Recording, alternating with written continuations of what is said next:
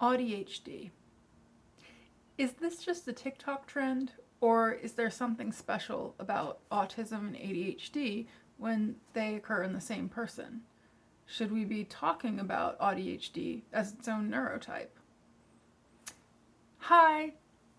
If you're new here, my name is Avery, and I help justice-aligned, neurodivergent, and nerdy humans to cultivate ease and self-trust in growing towards our emerging future. And if you don't know, I am in fact AuDHD, or autistic and ADHD.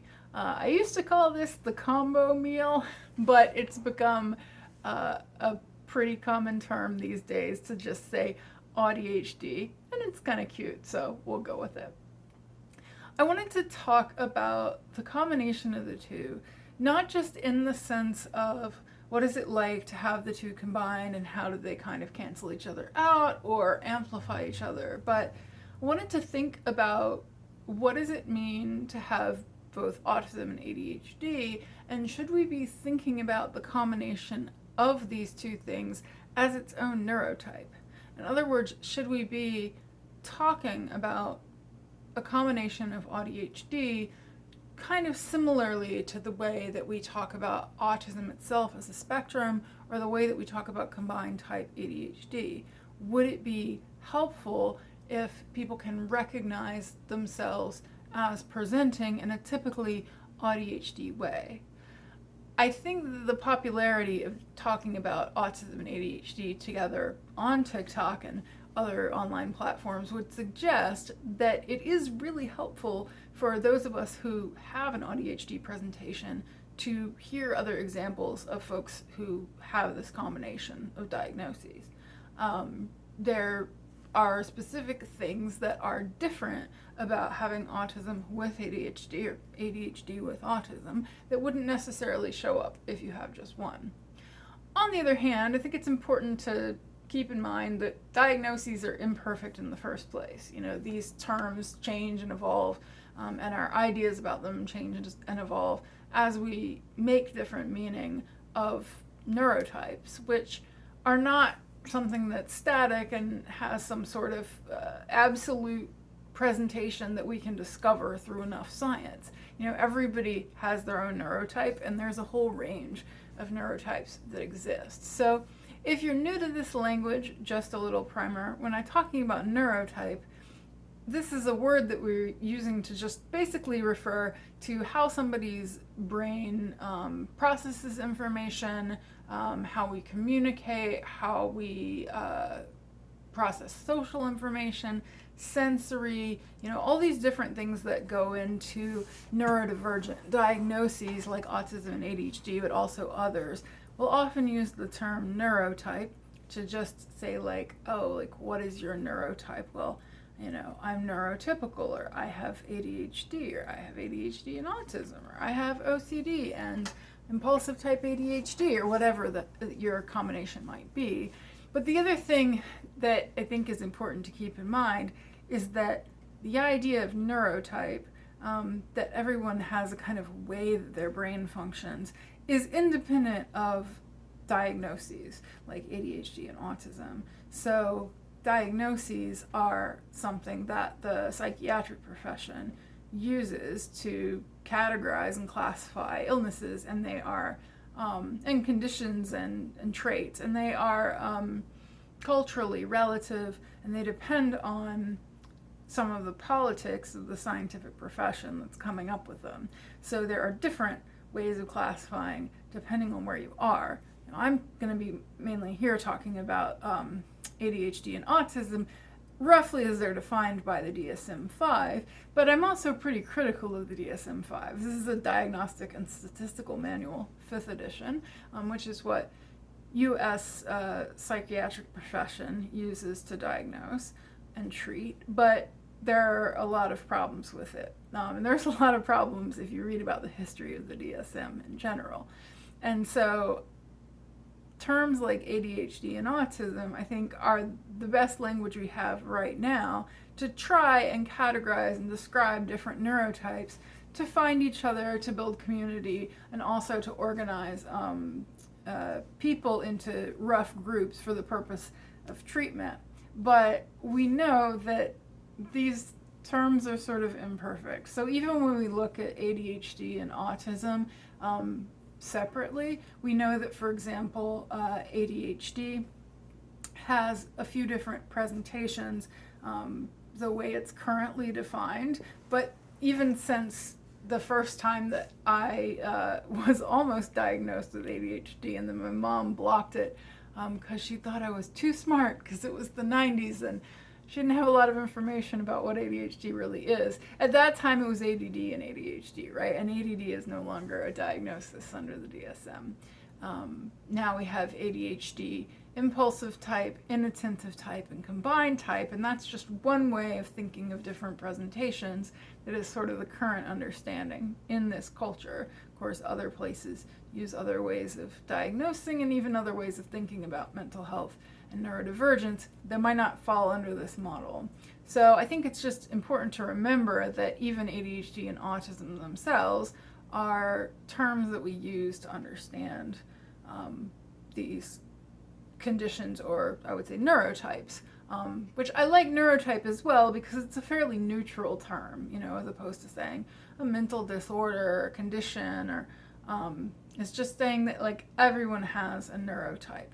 Comes from the idea of neurodiversity, which is just similar to, if you've heard the term biodiversity, meaning that a system, an ecosystem, needs to have all different sorts of species and different presentations of life in order to function in a healthy way. So too, humanity needs to have a range of neurotypes in order to function in a healthy way. So neurodiversity is actually important to the functioning of our species, and if we were to in some way take out or isolate or avoid there being neurodivergent people, then we actually wouldn't function as well as humanity. And so every different neurotype is important to the overall functioning of the group, of society, of communities. So the idea of neurodiversity really celebrates all the differences and the importance of having people whose brains work in different ways working together, as opposed to kind of pathologizing and saying, oh look, here's a condition and this person is weird and different and this person is other versus us, the normal or the typical people. So that's sort of the general idea of neurodiversity. And then when we say neurodivergent, we're talking about folks, in my language, and I think people differ on this, and I've seen some interesting critiques even of the neurodivergent label, of it kind of becoming a little diluted. But the way I think of neurodivergence is that it's really just anybody whose neurotype is not privileged by society and institutions and their culture in the present moment. So folks whose neurotype is not generally recognized or accommodated, or the world is not like built for us or built around us, folks who don't meet whatever the norm is now. And I think that changes over time and from place to place. And so what is neurodivergent is really like based on that concept of diverging from something. So I don't think that there's a single like static norm. And I read a really interesting piece recently critiquing actually the idea of neurodivergence by saying there's no such thing as neurotypical. And that's a fair point, fair argument, that everyone's brain operates differently, but calling out neurodivergence I find useful just to show how the way that we think isn't privileged by the mainstream, and so therefore may present certain challenges when you have to live in this culture and society. So coming back to ADHD and autism specifically, if we think of different neurotypes, there's no name for just inherently for like what is my neurotype and what is your neurotype. There's a whole range and a whole spectrum, neurodiversity, of all different neurotypes. And whether we are trying to figure out whether someone's neurodivergent or whether we're trying to figure out whether they're ADHD, any of these labels, we're kind of trying to figure out where to put the line, where to split the category off. So ADHD, for example, is a category where you have challenges with some specific executive functions, and you're either inattentive type, impulsive type, or both. And so you can kind of say, okay, does it fit here? Does it fit here? Does it fit here?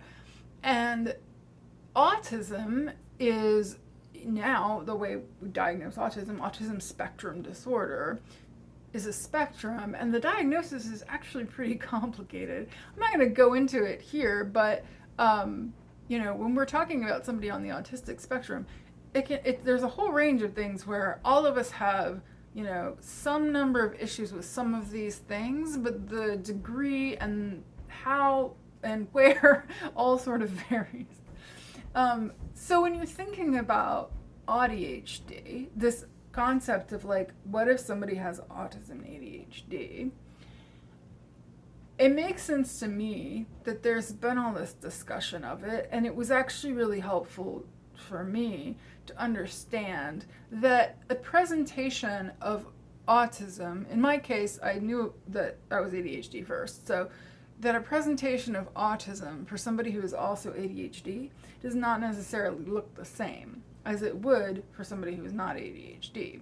And so some of the kind of stereotypical presentations of being really fixed and rigid, doing the same thing all the time, or maybe like eating the same safe foods, or other kinds of like restriction, didn't necessarily resonate with me because of the way my autism and my ADHD interact.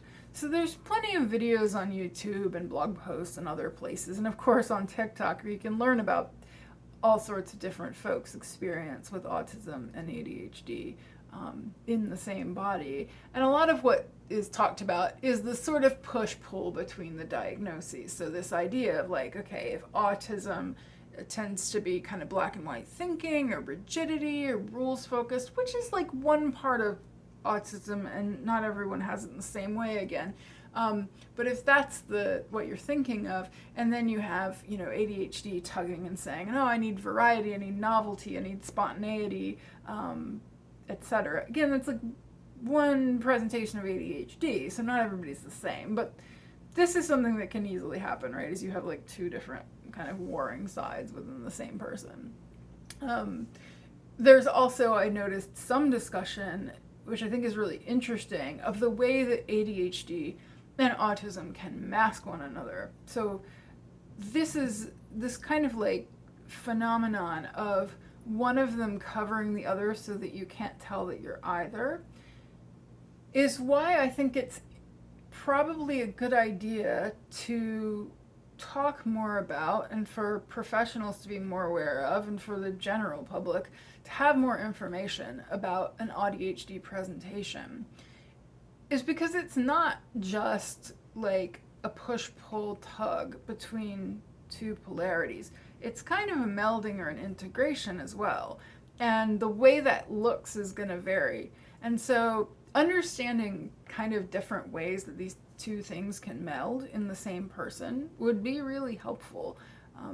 Knowing that it might be that, for example, your social experiences are not going to look the way you might expect, or it's kind of like stereotypical presentation of autism because of your ADHD, that you might be more like gregarious or more extroverted, for example. Not everyone has this, but that was something that I kept thinking was, well, I don't think I can be autistic because I'm like comfortable speaking to people, I'm comfortable being like fairly wordy, fairly verbose. I'm comfortable with like new social situations. What I realized though over time was reflecting on how, I'm actually kind of a wreck inside, but like I have this like burst of energy, and like it's almost like I wish inside that I could just sit against the wall and I would be more comfortable just sitting against the wall, but there's something inside me that is like, oh my God, stuff is happening. I need to be involved. I need to be talking. I need to be gregarious. And part of that is about masking, which is another topic. But I think part of it is also the interaction with my ADHD kind of being like, oh, there's dopamine on the table to be had. Or like, I'm just gonna like, ooh, shiny, a person. I should say hello. This like impulse to communicate. That comes up for me. So everybody is going to have a different, version of this. But I think if we're just talking about autism and then we're talking about ADHD and we're saying, well, ADHD is like when you have both at the same time, you might assume that that means that you have all the traits of autism on its own, all the traits of ADHD on its own, even though we know those are not, one thing on either hand, but that we just throw them together. And actually, when they blend, it can look like a third thing. And so the more information, the more education, the more we talk about what does the third thing actually look like. And I think we're all figuring it out together, right, as we talk about our own experiences. But the more likely people are to be aware that maybe they have this neurotype and to understand what this neurotype looks like and to not question themselves. Because I think I've heard so many people, whether that's my clients or friends or folks on social media, saying things like, well, I don't know, like, do I count, am I autistic enough, am I ADHD enough? And whenever they talk about the details, I'm often like, wait a minute, no, I think that sounds a lot like just a combined presentation of the two. That was the conclusion I came to over time, was realizing, oh wait, all the things that I'm thinking to myself, like, I don't think I could qualify as autistic because X, it was either because of a sexist understanding of autism, or it was because of a lack of understanding of what it's like to have the two together. And so I'm really grateful to a friend who had recently been diagnosed with autism as well as ADHD when I was trying to figure my own stuff out a few years ago, who kind of helped me to understand how those things might look before people were really talking about it on TikTok. And I was able to figure out, oh wait, this might actually be what I'm experiencing. It's also relatively a new topic of discussion because it used to be that you couldn't actually be diagnosed with both. It used to be the differential diagnosis would rule out if you had one or the other. And so again, it's like, I don't know sometimes how useful these diagnostic categories are, because I think that what you really are getting at when you're talking about neurodivergence, and this is even outside of autism or ADHD and just any neurodivergence, is that you're talking about a bunch of different specific, you can call them traits, you can call them symptoms, you could call them presentations, but a bunch of different experiences that have to do with your neurotype. And so, it's everything from all the specific kinds of executive function. There's a bunch of different theories of executive function, but one of them has 27 different functions listed in like a bunch of different clusters. It's a lot of different things you could have issues with or not have issues with. There's a question, even with the executive functions, of like context and like when you have trouble with them, whether it's for every different type of reasoning, etc. So that's already like this huge universe. And then you throw into it things that aren't related to executive function. And you look at sensory issues, you look at social skills, you look at motor function, like all these different things that can be thrown in to different neurodivergent diagnoses. And you kind of have a great big giant soup. And so I think it if you're asking yourself whether you're ADHD, whether you're autistic, am I both? I'm not sure. Of course, it can be helpful to work with a professional and figure that out. And sometimes, depending on what you're experiencing, and there may be treatment that you can seek, whether that's medication, whether that's therapy, whether that's accommodations in the workplace. And it might be helpful to have a diagnostic category for some of those things.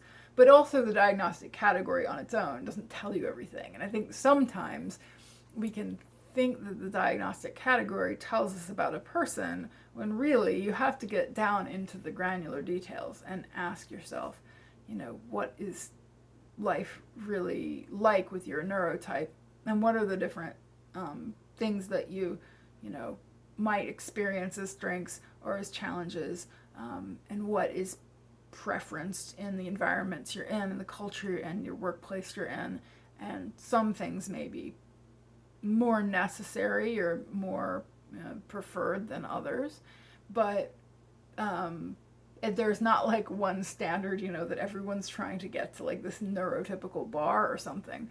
It's just that we all have really different neurotypes. And so I think like looking at AuDHD, because it happens to be a very common overlap, and that's, I think, why so many people are talking about it, is because they often do occur at the same time. And then people are also talking about other things that occur at the same time, whether they're neurotypes or whether they're co-occurring physical conditions, other things that like often tend to go alongside one of these diagnoses or both, that it's really helpful and it's really affirming to realize that, oh, this is a really common like overlap. And so I can talk to other people who have an experience of having both of these things at the same time. So, I don't think the AuDHD thing is just a trend. I think it's a very common presentation, very common neurotype, but it may be that in the future we start thinking of that as its own neurotype rather than just considering the two separately. Or maybe we have a completely different model in the future for looking at neurodiversity and looking at different types of different neurotypes and different ways of being neurodivergent that is more granular than the current model. Who knows? I don't know.